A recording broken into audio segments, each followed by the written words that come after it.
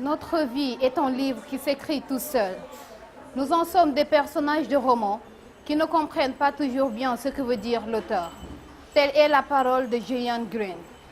Quel que soit le degré de confusion, de contrainte, d'ambiguïté et d'interrogation opportune, moi, Seynabou, je n'ose en aucun cas me proclamer maître de mon destin. Vous comprendrez mes propos en ma prise de position, car dès lors que choisir reste choisir, ne pas choisir devient choisir, je choisis de m'y rendre avec toute religiosité, donc musulmane. Mesdames et messieurs, honorables membres du jury, auguste assemblée, bonjour. Le grand questionnement de l'humanité serait c'est quoi la vie? Puis en sommes-nous maîtres? Aujourd'hui, notre propre vision est étranglée par la confusion sous l'idéal du destin et de la destinée.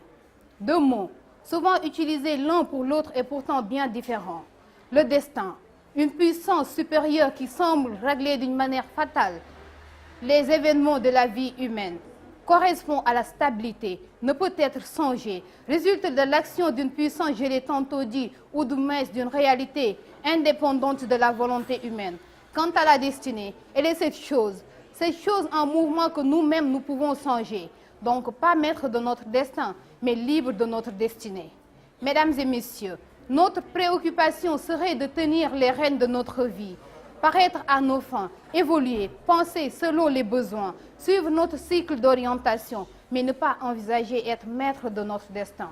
Pour moi, être maître de son destin n'est qu'aspiration métaphysique. De la Mecque à Médine, le prophète ne l'a vécu. De Bethléem à Jérusalem, Jésus n'en est vêtu.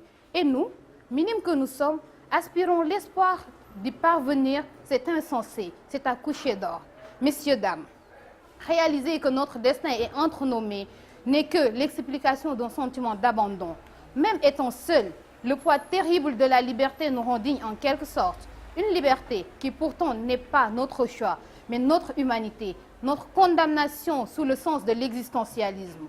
Notre vie est certes la nôtre, mais nous ne pouvons en faire autre que ce que l'auteur en a décidé. Notre condition d'existence nous considère comme des êtres responsables non seulement de nos actes, mais aussi de nos valeurs adoptées. Dans ce cas, mesdames et messieurs, si nous ne sommes pas responsables de nos peurs, nos échecs, si nous ne sommes pas responsables de notre niveau d'amour, notre bonheur, si nous ne sommes pas responsables de notre pauvreté, notre richesse, si nous ne sommes pas responsables de nos blocages, nos limites, bien sûr et bien évidemment que tout ceci est sous le contrôle d'un être suprême, extrême, clément et puissant. Mesdames et messieurs, même si nous ignorons la réalité, nous sommes sous influence. J'en déduis avec toute humilité d'accepter tout ce qui est arrivé, arrive et arrivera. Mesdames et messieurs, honorables membres du jury, charmante assistance, chaque jour, comme toujours, comme jamais on en finir. Merci de votre aimable attention.